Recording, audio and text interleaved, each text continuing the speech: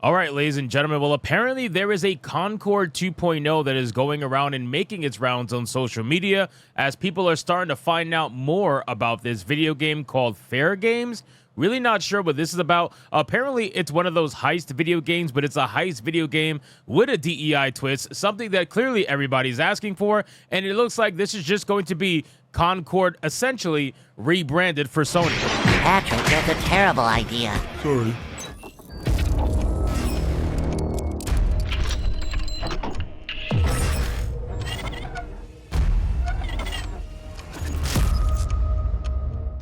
Now, let's be real, ladies and gentlemen. Concord was such a massive failure that I think it shocked the entire gaming industry. Not in the sense of it closing down, but just in the sense of how fast it closed down. A video game to be released that had about 200 million plus in funding between Sony and Firewalk Studios.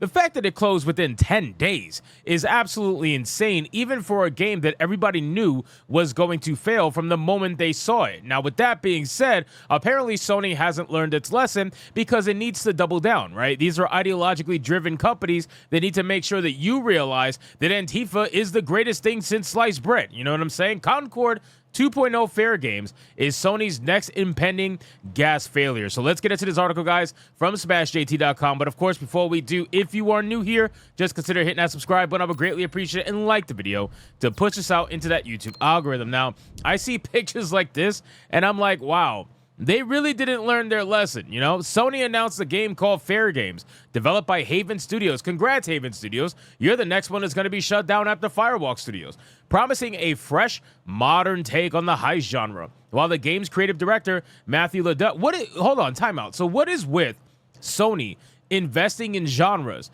that are long dead? Like, I don't understand. Like, you guys are investing in genres that are well past its prime. Like, why are you doing this? You did this with the team shooter thing. Now you're doing this with the heist genre. What are we fucking doing? Like, are you guys just purposefully doing this 5 to 10 years too late? I don't understand. It says he's enthusiastic about this new IP, claiming it offers a thrilling, competitive heist experience and a window into different subcultures of society. Oh, great. It seems like yet another misguided attempt by Sony to jump into the games as a service market, much like the previous flop Concord. Because clearly, when I'm going to go play a heist game, the first thing in my mind that I want to experience is different subcultures of society.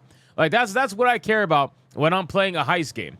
Not to mention the Antifa-like attributes are curious. Well, I mean, listen, every fucking game at this point that is a ultra DEI game is going to have Antifa-like attributes, right? I mean, look at Dustborn.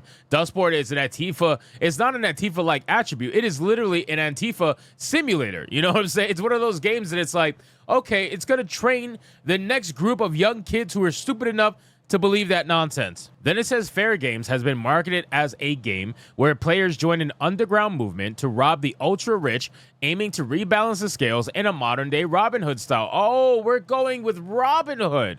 That's what we're doing. You know, the wokies really like the idea of Robin Hood, right? Because they're not exactly the kind of people that like to work.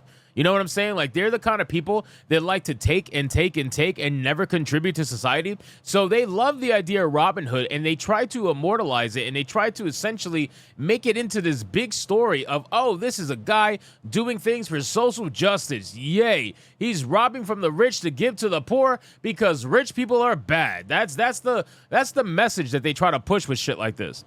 But come on, using that old narrative quickly feels worn out and tone deaf. This whole eat the rich thing has been overplayed, especially coming from a corporation like Sony, which, like any other big business, aims to make as much money as possible. Well, that might have been their mindset, you know, years ago. I don't know if that's their mindset now, Smash JT. You know what I mean? Like, it's kind of hard to think that these companies are trying to make as much money as possible when they keep losing an exorbitant amount of money, and people are telling them, hey, what you're doing is a bad idea, don't do it, and then they double down and they make a video game like this after they just shut down their previous video game in 10 days. They didn't even bother licking the wounds before releasing another game that's going to have a massive flop. So, I don't know, man. Like, I don't know if making money is at their top priority anymore. It says the game's comparison to Robin Hood falls flat. Robin Hood stole from the rich to give to the poor, not to enrich himself. In Fairgames, the player's goal seems to be personal enrichment, filling your pockets like a kid in a candy store. Well, that's because that's what they want to do. right? The wokies, they wish they were in a world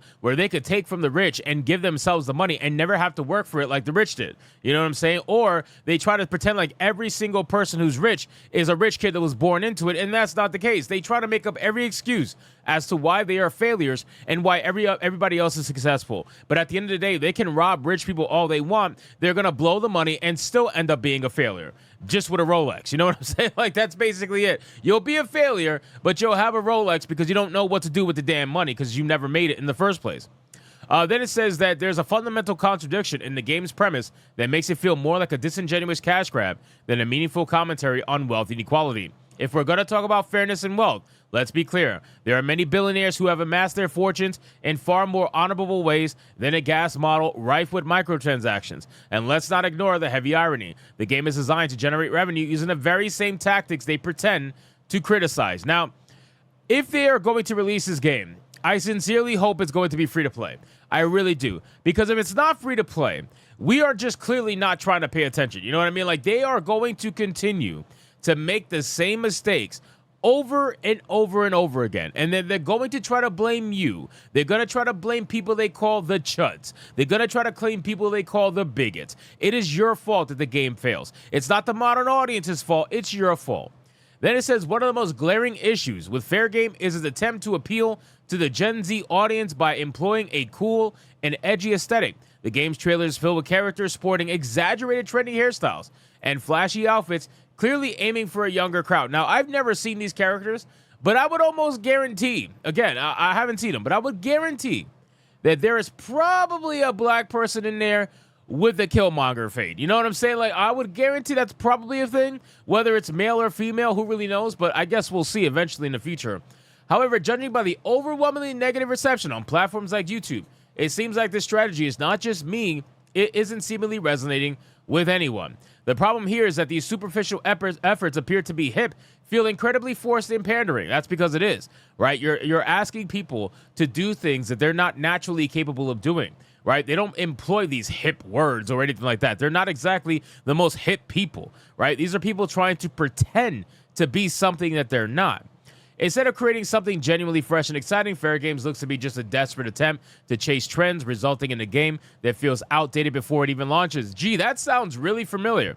What other game recently did we just see that we said the same exact thing for? Gee, what was that? Oh, that's right. That was Concord.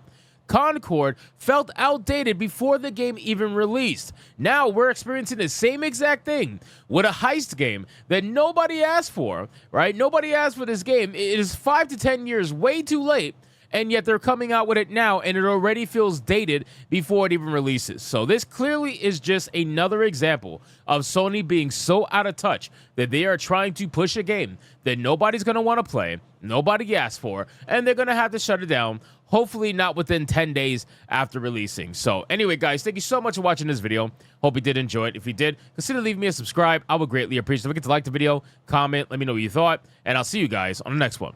Hypnotic out.